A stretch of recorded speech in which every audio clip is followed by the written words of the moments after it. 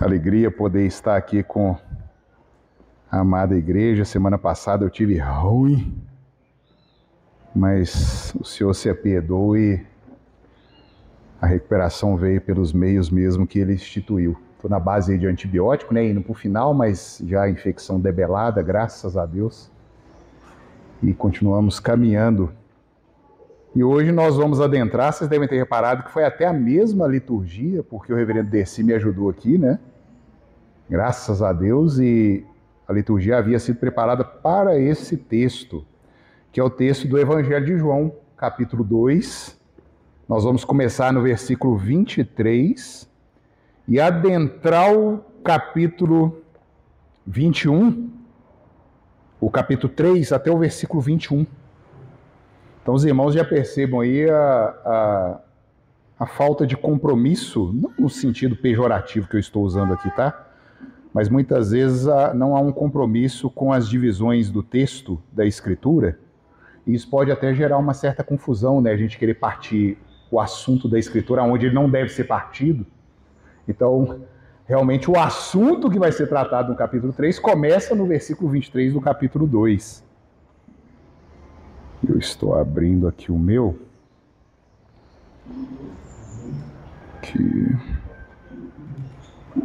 João, capítulo 2. Deixa eu dividir aqui.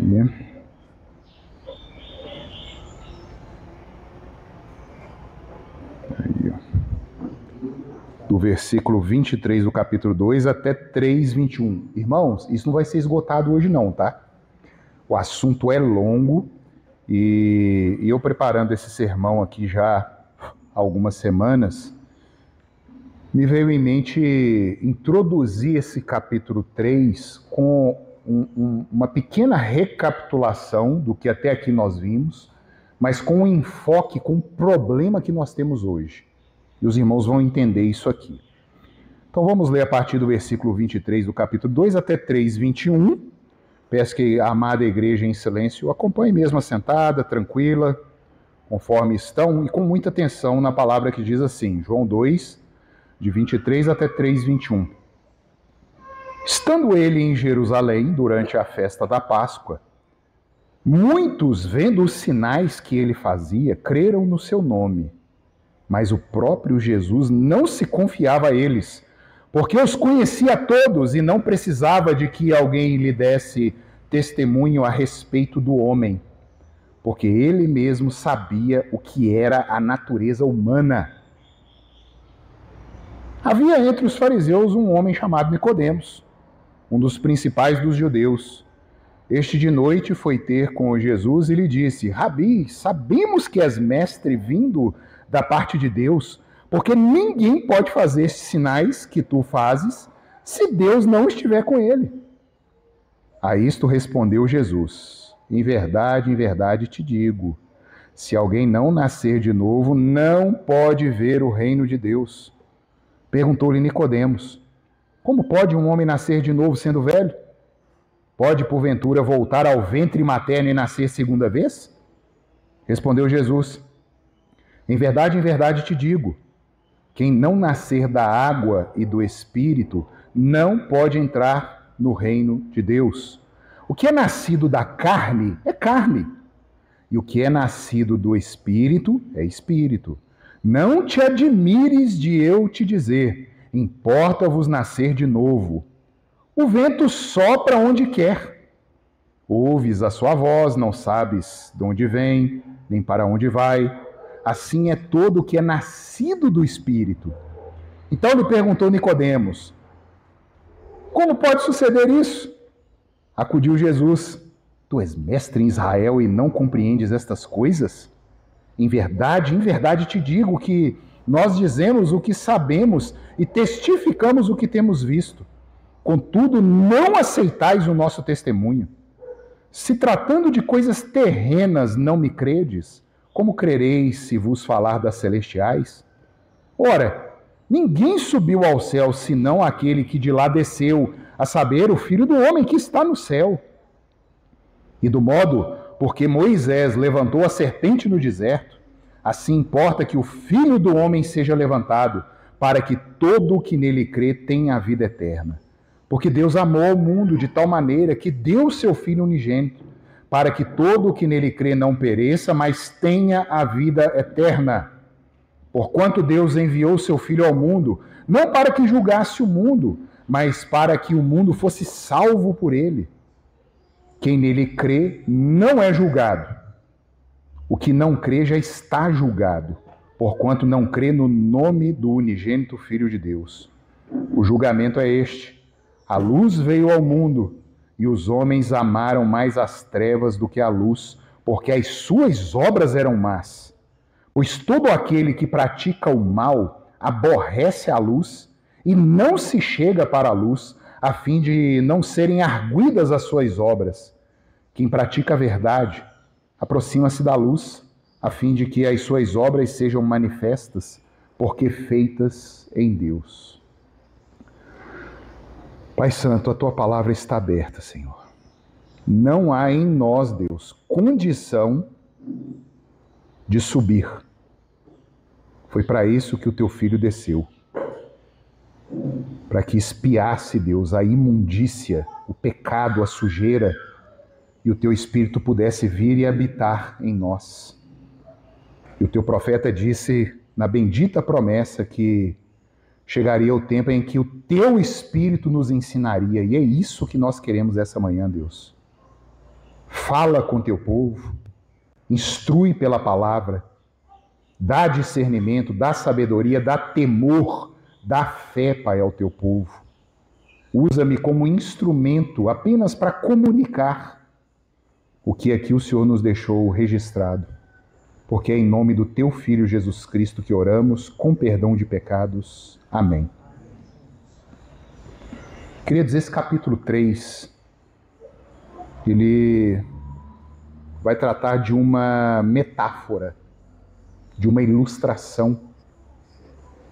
E a Bíblia, como um todo, de Gênesis a Apocalipse, ela muitas vezes trata conosco por meio de metáforas. Nós, seres humanos, eu vou entrar nesse assunto aqui, nós somos seres habilitados a abstrair, a tirar ensinamentos, a tirar princípios de eventos, de ilustrações, de símbolos.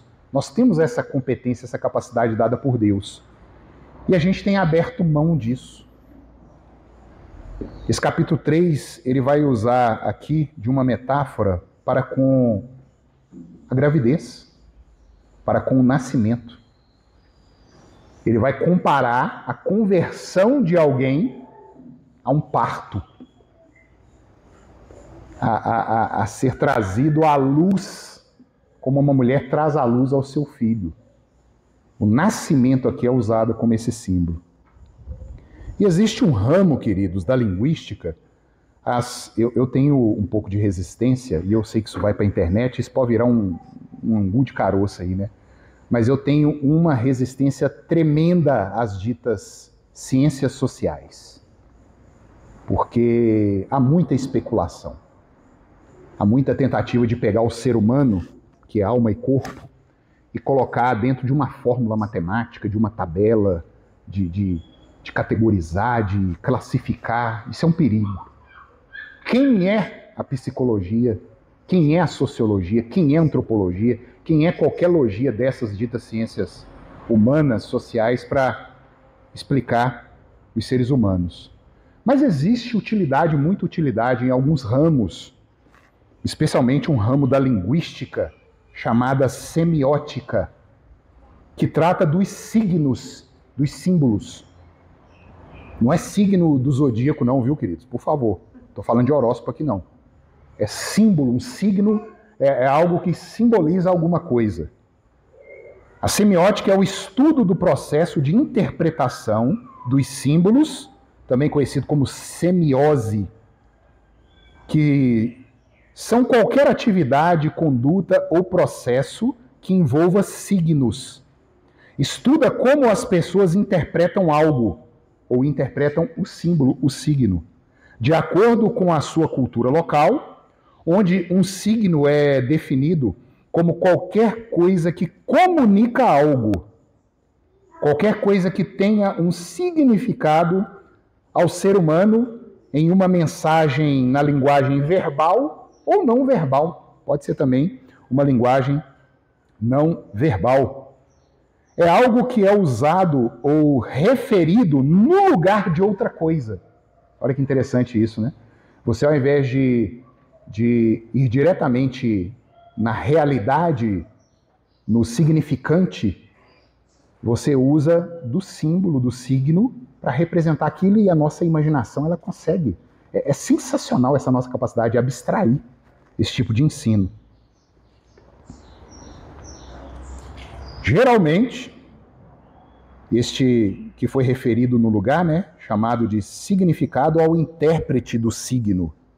A semiótica inclui o estudo de sinais e processos de signos, indicação, designação, semelhança, analogia, alegorias, metonímias, metáforas, simbolismo, significação e comunicação. A semiótica foi o termo introduzido pelo inglês Henry Stubbs em 1676. Só que os estudiosos foram ver o poder disso foi agora, em meados do século XIX. O poder que o símbolo tem sobre nós, sobre a humanidade.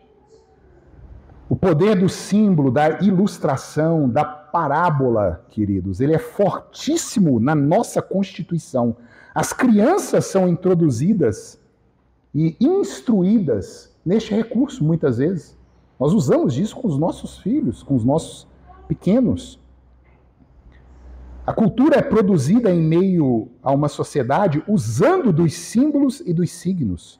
Jesus, irmãos, se expressou nos evangelhos por 48 parábolas, que é exatamente o uso desse recurso. Se transmitiu uma mensagem sem dizer o seu fim principal, mas levando aquele que está recebendo a comunicação a pensar e concluir exatamente na finalidade daquela mensagem, daquela parábola. 48, há aí discordâncias, né, entre alguns estudiosos, mas em torno aí de 48 parábolas foram utilizadas pelo nosso Senhor. E essa capacidade, mais uma vez, nenhum outro ser possui. Eu não estou considerando aqui os anjos, né, que têm essa possibilidade também de abstrair.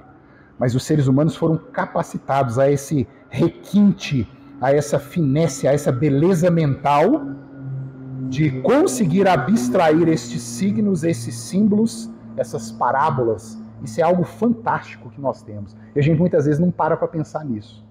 É sensacional essa nossa capacidade. Há duas frentes, queridos, de combate que se expandem fortemente na dita pós-modernidade, na nossa época. A primeira é o controle da linguagem.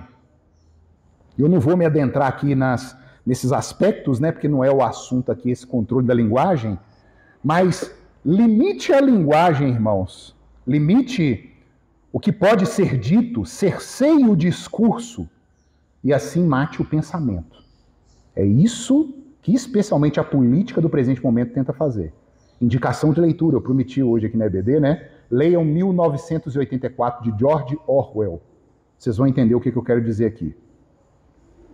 A outra frente, né, junto com essa do combate da língua que se abriu, e é o que eu quero começar a explorar aqui com os irmãos hoje, nessa pequena recapitulação para a gente entrar na imagem que Jesus usa aqui do parto, e como a igreja se perdeu nessa imagem, e como que o dito arminianismo, né, essa capacidade do ser humano de fazer alguma coisa, tomou lugar do evangelho. Nós vamos ver o motivo disso aqui.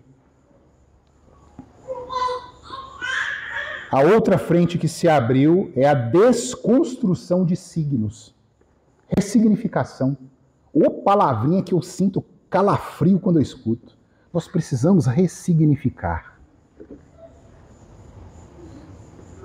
Já que está na nossa Constituição esse forte apego ao símbolo, né, ao signo, e não há como destruí-lo, vamos então desvalorizá-lo.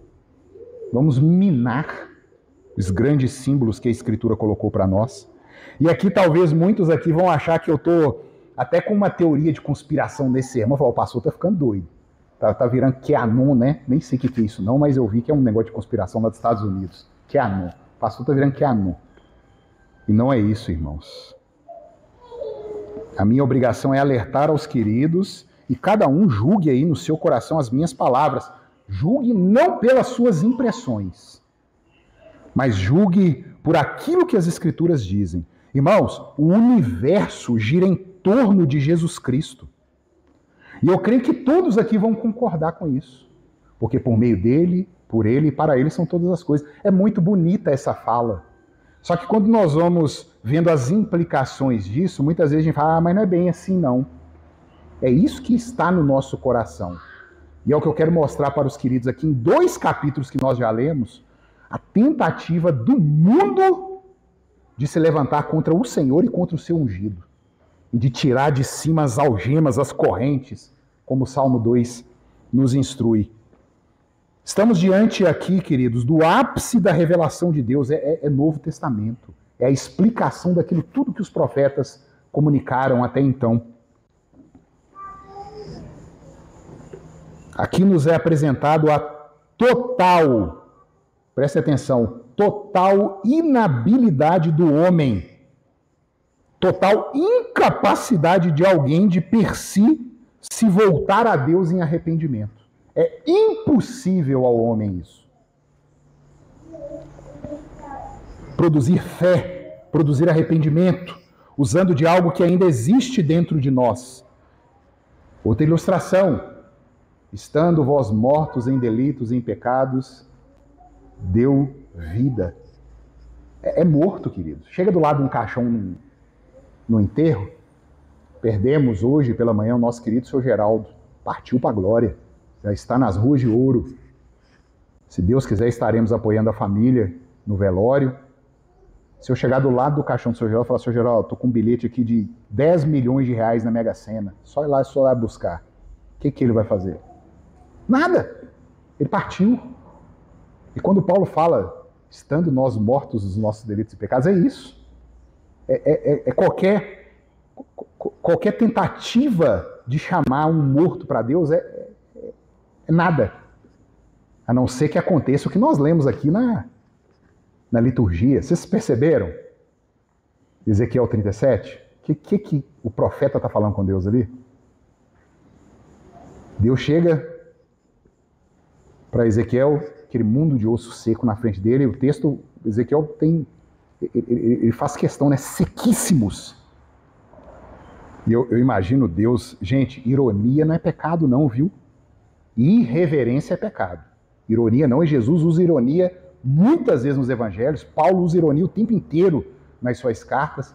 Eu imagino Deus ironicamente perguntando a Ezequiel, e aí, profeta, esses ossos aí podem voltar à vida?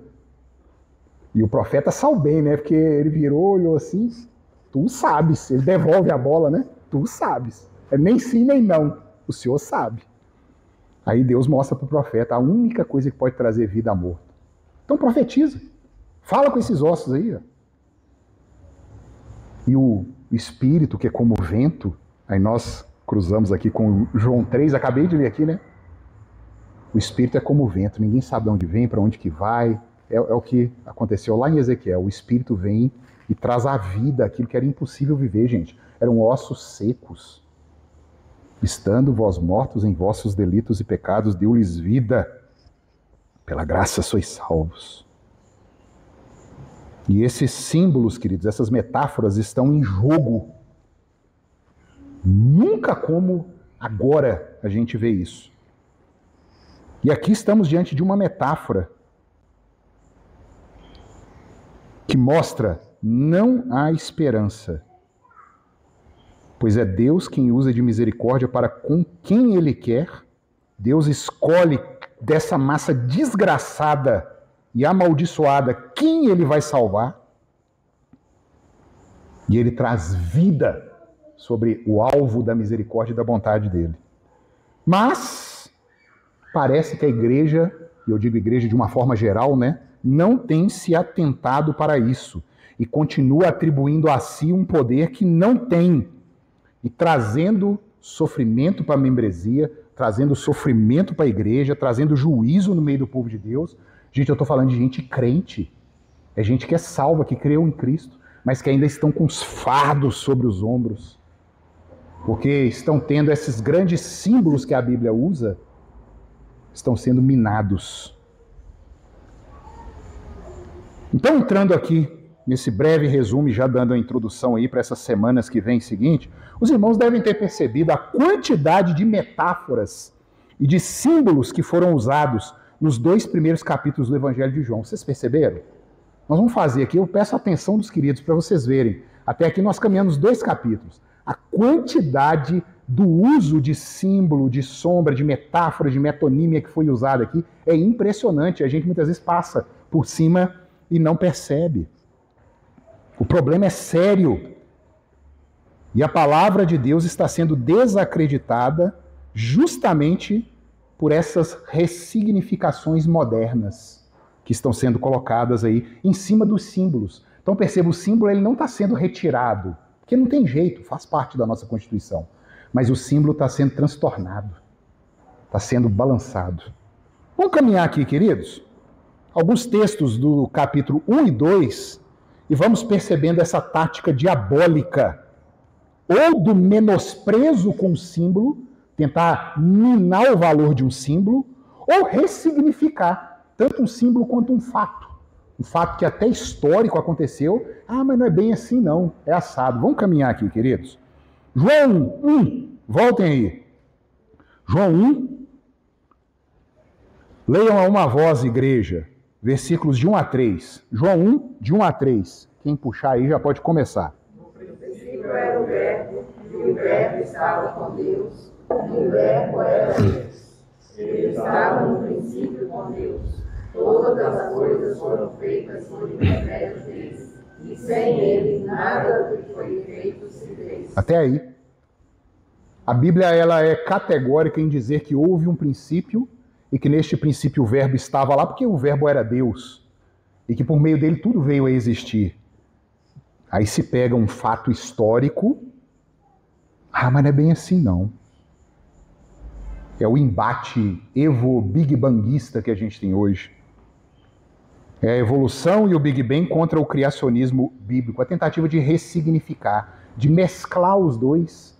Existem até crentes com boa vontade, mas de boa vontade o inferno está cheio, querendo casar, né? Ah, não, mas realmente foi Deus, mas foi há 15 bilhões de anos atrás, lá Deus deu o start e a evolução. O primeiro embate aqui de uma realidade que foi dada a nós, no princípio, há um ponto de partida. Um ponto de partida que pode ser calculado com segurança entre 7 e 8 mil anos. Não, mas o universo tem 15 bilhões, a Terra tem 4,5 bilhões. E de onde você tirou isso? Ah, meu professor falou lá. E de onde que ele tirou isso? E aí você vai pesquisando, você vai ver que a coisa não é bem assim, não. Mas o crente está sendo abalado por ventos de doutrina que chegam, já demonstrando o nível da fé, o nível de segurança que nós temos na palavra de Deus. Porque a gente vai na onda, a gente crê realmente, realmente, né? Faz sentido. Coloca aí tantos bilhões de anos aí, porque não dá para nossa mente nem alcançar isso, não tem como provar nada, não tem como especular nada, e o povo vai cair, e está caindo. Outro texto, queridos. João 1, 5. Leiam, por favor. A luz resplandece nas trevas, e as trevas não permaneceram contra ela. Luz e trevas, irmãos. Hoje nós estamos tendo a tentativa de transformar tudo em cinza. Não há preto e não há branco. Maldade, bondade. Não, isso depende da cultura, depende de quem está enxergando a situação. Objetivamente não há mais luz e trevas. E João está falando aqui, ó, tentando usar, né, dessa figura, ó, luz e trevas. E os homens rejeitaram a luz e abraçaram as trevas. Não, mas não é bem assim não. É quem está analisando a situação, o sujeito é que percebe se aquilo ali é ruim, se aquilo é bom. É relativa, não há uma verdade absoluta. E os textos da Escritura vão sendo minados no meio da igreja. a ponto de nós, muitas vezes, será que isso aqui realmente é pecado? Será que isso é errado? O profeta Isaías registra no capítulo 5, versículo 20 assim: ai dos que ao mal chamam bem e ao bem mal, que fazem da escuridade luz e da luz escuridade, põe o amargo por doce e o doce por amargo. Ai dos que estão transtornando e tentando criar uma coisa só, como se não houvesse o que é bom e como se não houvesse o que é ruim. E a nossa sociedade está caminhando nisso hoje. E o que esse versículo 5 quer me dizer então? Não quer dizer nada. Que um jovem lê um texto desse aqui, luz e treva, mas meu professor falou que não tem isso não. Que isso depende da gente. Não tem nada objetivo. Leiam os versículos 6 e 7, queridos. 6 e 7.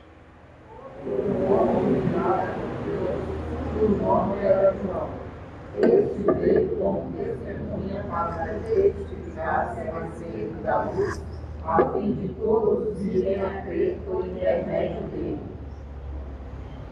Que vale um testemunho? Eu lembro, nosso irmão Leonardo, a Liliane também é do direito aqui, diz que existe uma máxima no direito criminal de que a testemunha é a prostituta das provas. O que vale um testemunho hoje? A palavra tem valor? Porque a nossa garantia aqui é que João é aquele que veio preparar as veredas e testemunhar da vinda do Messias. Ah, mas testemunho? Para que eu vou acreditar em João? Por causa de quê? Se o testemunho é a prostituta das provas, eu não estou aqui fazendo juízo de valor se o que acontece no meio jurídico, né? Mas eu estou falando no imaginário, né, popular. Testemunho?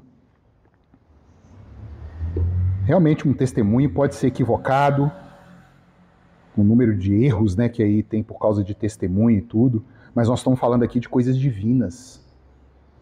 E João foi o maior homem nascido de mulher, de acordo com Cristo. Não houve outro homem maior do que João. E ele testemunhou. Mas o que um testemunho vale hoje? O que é a palavra, empenhar a minha palavra? Ó, você tem a minha palavra que foi assim, assim, assim, assim, assado. E João fala.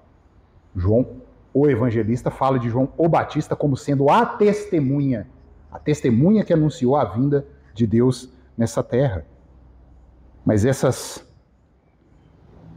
metáforas, esses símbolos, essas ligações vão sendo enfraquecidas na Escritura. E vocês vão entender por que nós estamos comentando isso aqui para chegar até onde nós temos no nosso texto, semana que vem. Mais um texto, queridos. Leiam o versículo 29 do capítulo 1.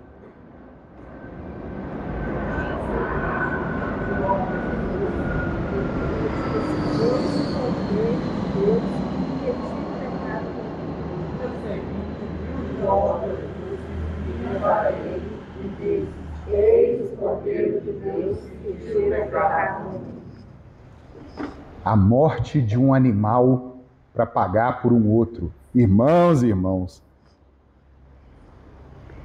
Teve um senador que subiu na tribuna uma vez e falou assim, ó, estão tentando votar um código penal novo aí, se passar e um cachorro te atacar na rua, não bate no cachorro não, que você vai encrencar e arrumar problema pra sua vida o resto dela. Vai dar uma paulada no dono do cachorro, bate no dono do cachorro, porque é menos as consequências que você vai ter na sua vida do que pegar um animal e bater. Nós vivemos um momento, queridos, da humanização dos animais e da desumanização do que é humano. É um absurdo se falar em um sacrifício animal. Meu Deus, um bicho sendo sacrificado? Como que pode? Você chega para um jovem que está crescendo nessa cultura e fala da morte de um cordeiro. O que é isso? Bicho não pode morrer, não. Coitado dos animais. E, irmãos, por favor, não estou defendendo aqui maltratando um animal, não, viu? Mas é colocar as coisas no lugar. O símbolo que João Batista está usando aqui foi o cordeiro morto lá no Êxodo por Moisés, simbolizando que a morte chegou ali e viu que o sangue havia sido derramado e ela passou, foi pago. Aí nos tempos atuais é impensável imaginar um cabrito tendo a sua garganta cortada e ele sendo imolado e o sangue derramado no chão ali para perdão de pecado de ser humano ainda. Talvez se fosse um cabrito até por outro cabrito, eles até aceitassem. Mas esse é o pensamento hoje. E essa é a metáfora usada por João Batista aqui. O Cordeiro de Deus que tira o pecado do mundo está ali. Mas os signos estão sendo transtornados. Não pode matar bicho. Um bicho é inadmissível eu ver um bicho sofrendo. Eu posso ver centenas de crianças passando fome, covardia, fraude, roubo, mas não mexe com os bichos, não. Existem algumas tirinhas, né? Uma família debaixo da ponte, com o cachorro do lado, e chega o pessoal da televisão e tal para ajudar, não sei o quê, pega o cachorro, leva embora e deixa a família debaixo da ponte. Esse é o nível. Não se pode ter um sacrifício, é inadmissível isso. Versículo 35, queridos, leiam, por favor. No dia seguinte, estava João outra vez na companhia de 2 de seus discípulos. Discípulos. Cadê a figura do mestre, irmãos? Aquele que educa, aquele que ensina, não vale mais nada. Educação Paulo Freireana desse país aqui. Não, porque é um colaborador, professor, um facilitador, e não pode oprimir, porque é opressor e oprimido e não sei o que e tal. Tá aluno aí dando soco no nariz de professor dentro de sala. Se insurgindo contra a autoridade dentro de sala. Não se enxergam mais como discípulos, não existe mais a admiração. Aí você chega para um aluno desse, que não sabe o que é um discipulado, o que é instrução, o que é um professor, a educação. Discípulo de Jesus? Discípulo para quê? Jesus usa, nós somos discípulos dele. Como que, se nós perdemos o respeito ao mestre, ao discipulado, como se submeter ao discipulado do Senhor? O que um discípulo de Cristo significa hoje? Jesus é facilitador de alguma coisa? Jesus veio sugerir alguma coisa e a gente que tem que, com a nossa capacidade, nada. Jesus, ele fala e a gente obedece. Isso é outra coisa impensável para esse mundo de hoje. Da ordem, obediência, submissão, hierarquia. Mas é a imagem que João Evangelista usa aqui. Jesus passa, chama o discípulo, me segue, e ele segue. Tudo sendo metodologicamente desconstruído, tudo sendo minado. Queridos, essa questão de isonomia que tem pelo mundo, que tudo é igual, que não há valor, né, entre aquele que estudou um pouco mais do que não sabe, mas que hoje vocês já perceberam na internet, todo mundo fala de tudo, todo mundo dá opinião de tudo, o ódio, não é à toa que eu me afastei de redes sociais, foi por causa disso. Todo mundo tem uma opinião formada sobre tudo. Ele pode nunca ter ouvido falar daquilo, mas a opinião dele está ali. E ele é doutor daquilo para falar. Isaías anunciou esse tempo, irmãos. Isaías falou no capítulo 3, ele registra assim: entre o povo oprimem uns aos outros, cada um ao seu próximo. É tipo assim, não tem inocente não. A viúva, o órfão, o necessitado que estão sendo oprimidos pela elite, pela classe religiosa superior, ao invés deles se compadecerem uns dos outros e verem a situação, não, tá um devorando o outro cá embaixo também. Não tem justo, não tem inocente. O menino se atreverá contra o ancião e o vil contra o nobre. Vocês veem a produção cultural hoje?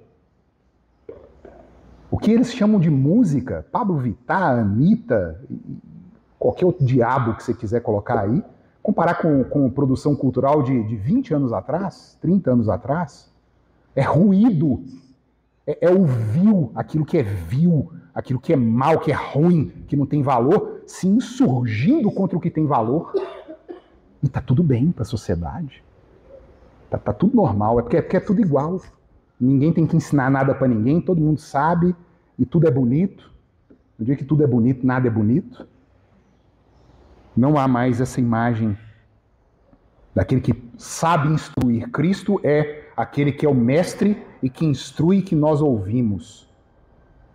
Mas esse símbolo está sendo minado na nossa sociedade. Capítulo 2, irmãos, versículo 1.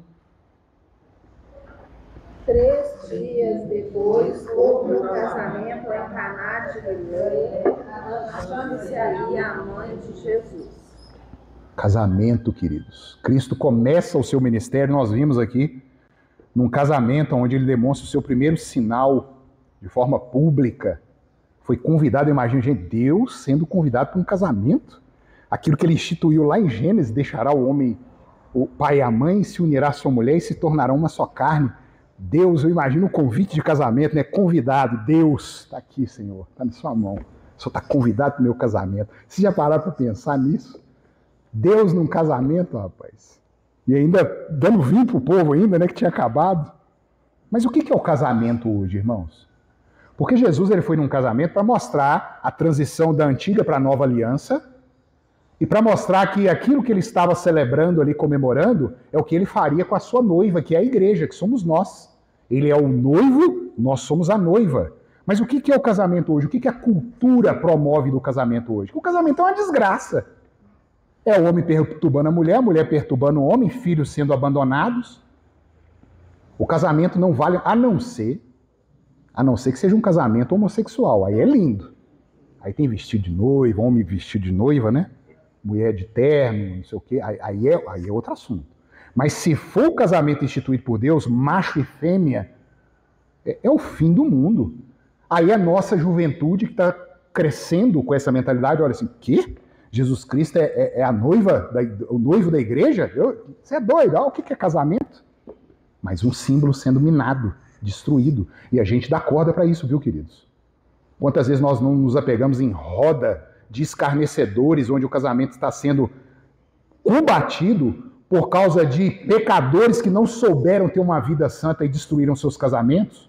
Ao invés da pessoa se recolher às suas cinzas, se arrepender do seu pecado, não. O problema não fui eu, não. O problema é o casamento.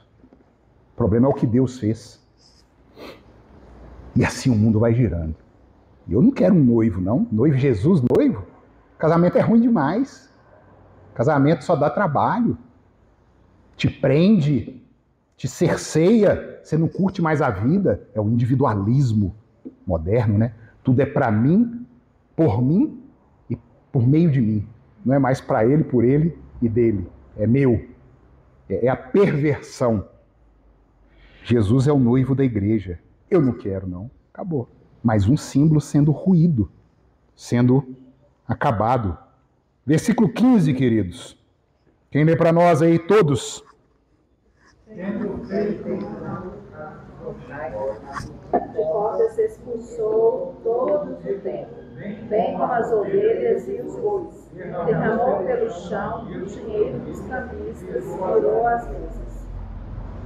O templo de Deus, o grande símbolo construído lá como um tabernáculo em Moisés, depois confirmado como um templo em Salomão, do qual Jesus vira e fala assim, destrói isso aí que em 3 dias eu reconstruo, e que era o símbolo da morada de Deus, o signo era o templo, e que hoje, com a plenitude da revelação, nós sabemos o que é o templo, irmãos. Somos nós, tabernáculos de carne, onde o Espírito mora. A Escritura diz, nós somos pedras que constroem um edifício espiritual, cuja pedra angular é o Cristo. Olha que metáfora, né? Que simbolismo isso.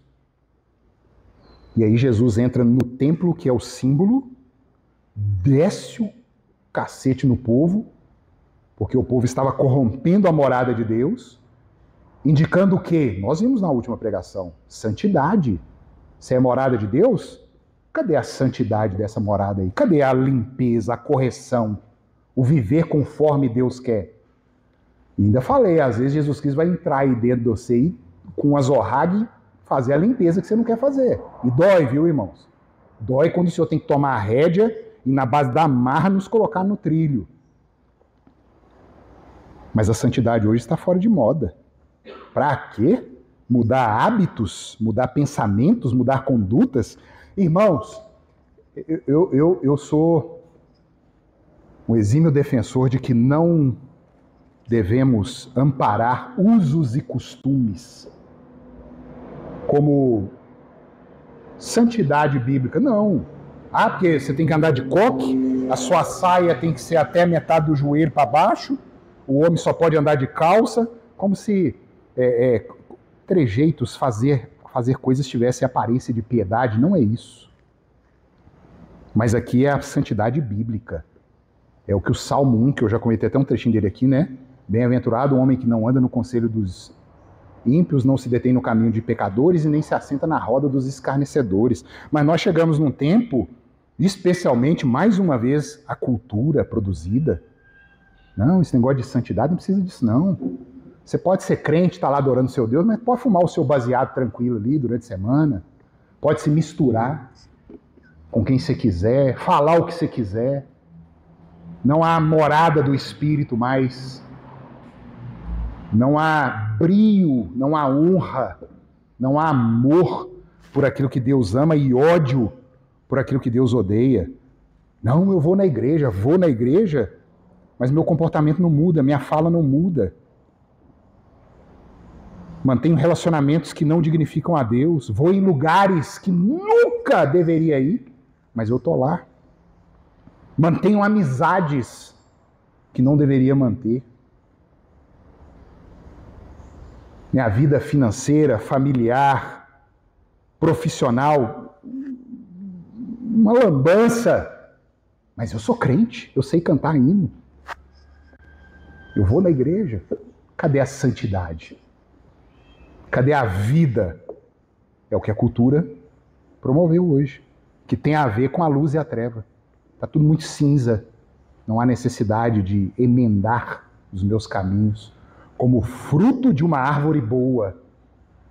Quando nós mantemos o nosso comportamento como em outrora era, nós só mostramos que o fruto ruim está vindo da árvore ruim ainda, que não houve mudança nenhuma. É o que a Escritura nos fala. É isso. Então, queridos, percebam aquele recurso usado pela Escritura para nos levar às verdades bíblicas, metáforas, parábolas, metonímias, recursos literários, linguísticos, estão sendo desconstruídos. E isso tudo aqui para preparar o nosso caminho, talvez, para um dos textos mais importantes da Escritura.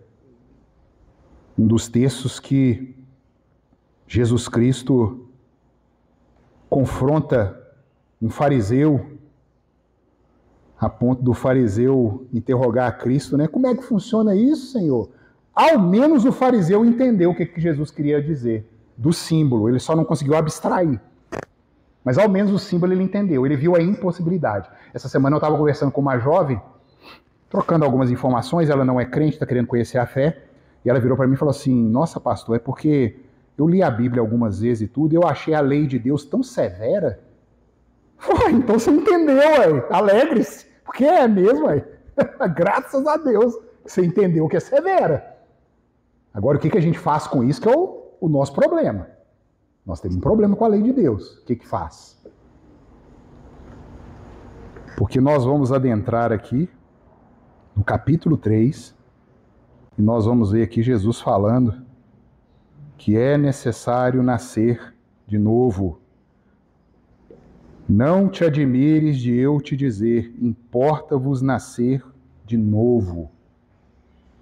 Ao mesmo tempo, Jesus diz que nós estamos mortos, que tem que nascer, e ao mesmo tempo ele diz, tem que nascer. E já dando uma pinceladinha aqui para a semana que vem, tradução da Bíblia é uma bênção, irmãos. Vou colocar essa pitadinha aí, para a gente continuar a semana que vem com esse grande símbolo que Jesus traz aqui do parto. Foi traduzido na Ara Almeida Revista Atualizada para nós assim, versículo 7. Não te admires de eu te dizer, importa-vos nascer de novo. Vamos ficar com esse trecho aqui, importa-vos nascer de novo. A tradução é necessária para nós, porque nós não somos nenhum hebraísta, nós não sabemos grego. Então é uma bênção que nós tenhamos a Bíblia na língua vernácula. Isso é bênção de Deus para nós. Mas existem traduções melhores que outras, isso é fato. Existem trechos da Escritura que são melhor traduzidos em determinadas traduções do que em outras. E compete a nós, pastores, nós fizemos um seminário, né? Aí 2 anos de grego, 2 anos de hebraico, pelo menos para conhecer as ferramentas. Estou longe, anos-luz, de ser um hebraísta, de conhecer o grego profundamente, mas nós conhecemos ferramentas para poder trazer para o povo e eu digo aqui com todo o temor do Senhor, esse versículo 7 não é uma boa tradução. E eu vou explicar para vocês. Importa-vos nascer de novo. Nós temos o verbo nascer aí. E a segunda pessoa do plural aqui está na voz ativa. Importa-vos nascer. A voz ativa, a pessoa tem que fazer. Por exemplo, eu pego. Eu vou ali, pego o microfone.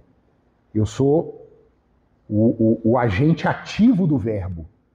Só que na língua original no grego, o verbo genestai é o verbo nascer, ele está na voz passiva. E isso é fundamental para a gente entender esse símbolo aqui que Jesus está colocando do nascimento, do parto. A tradução exata e literal aqui é: importa-vos ser nascido. Aí você vai entender. O Oliver está ali no ventre da Lala, o neném da Maria e do Arthur também está ali no ventre deles. O que esses nenéns fizeram para vir à existência? Eles não são agentes ativos nisso. O agente ativo é o pai e a mãe. Eles foram gerados, eles não se geraram. Então essa tradução aqui dá a entender que eu tenho que nascer de novo. E não é assim, irmãos. Eu preciso ser nascido. E é exatamente o que está no original em grego. Importa-vos ser nascido. E mais um detalhezinho. O texto finaliza assim: de novo.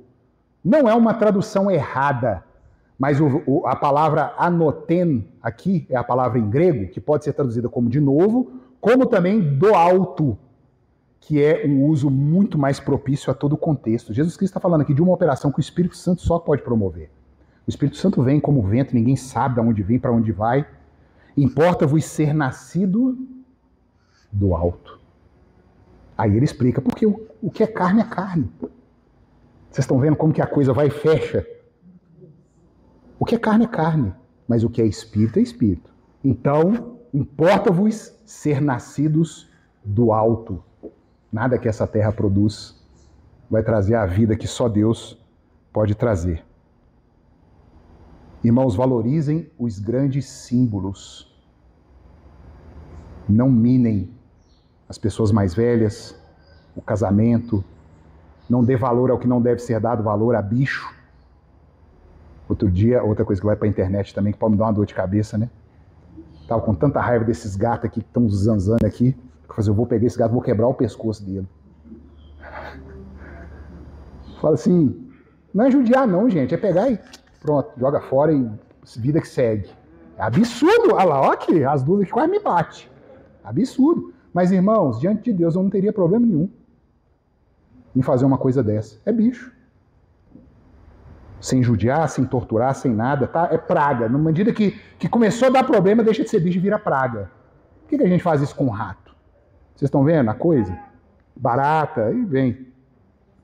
Então é isso, queridos. Não me entendam mal, não. Ah, o pastor é ruim, ele não gosta de animal. Amo o bicho. Tem um cachorrinho, tem 3 gatas, tudo lá, trepado em cima da cama lá, mistura com a gente lá e tal. Mas não deem valor àquilo que não deve ser dado valor como se tem dado hoje. Nós temos visto animais sendo humanizados, casamento desmerecido, todos os símbolos que foram usados aqui, que nós passamos aqui, irmãos. Discipulado, tudo é uma coisa só, não tem luz e trevas, não se crê mais num Deus todo-poderoso que trouxe à existência o que não existia pelo poder da sua palavra há 7.000 anos atrás. Está tudo muito estranho, irmãos. E eu tenho medo de Deus, viu? Porque Ele é nosso Pai. Deus vira na Escritura e fala que Jesurum engordou. Jesurum é o nome, um outro nome que Deus chamava o povo dele. Jesurum. Jesurum engordou. Está abastado, está tranquilo. Jesurum engordou e deu coice. E eu estou vendo isso acontecer com o povo de Deus hoje. O povo de Deus está muito tranquilo, está tudo muito bem, está tudo muito em paz. Qual que é a sacudida que Deus vai ter que dar no nosso meio para a gente despertar e voltar a valorizar o que precisa ser valorizado, irmãos? Eu tenho medo. O profeta Amós diz assim: Deus não traz juízo sobre o seu povo sem antes gritar para o seu povo. E aí vem Deus e fala assim: eu vou passar meu povo no crivo, na peneira. Vou sacudir esse povo, mas nenhum grão vai cair. Só a palha que vai embora. Mas eu não queria chegar nesse ponto de Deus precisar passar a igreja num crivo de novo aí. Porque a gente tem pervertido os símbolos, as suas palavras, as metáforas, as parábolas, para aquilo que a gente quer que signifique, não aquilo que Deus colocou para nos instruir. Que Deus nos abençoe, irmãos. Amanhã nós adentramos no versículo 23, já trazendo aí mais um ensino do mundo, domingo que vem, o ensino do mundo com o ensino da Bíblia, né? O mundo diz assim, viva a sua vida e depois você vai saber o que você é. A existência precede a essência. Aí a Bíblia diz assim, não, o ser humano tem uma natureza e não é boa não, porque até Jesus Cristo sabia da natureza e não queria. Ele fala aqui, ó, não confiava neles porque conhecia a natureza deles. Jesus sabe o que a gente é, queridos. Ele não confia na gente, não. Ele confia na promessa que ele fez. Não é na gente, não. Semana que vem a gente continua, se Deus quiser. Vamos ficar de pé, irmãos? Vamos orar?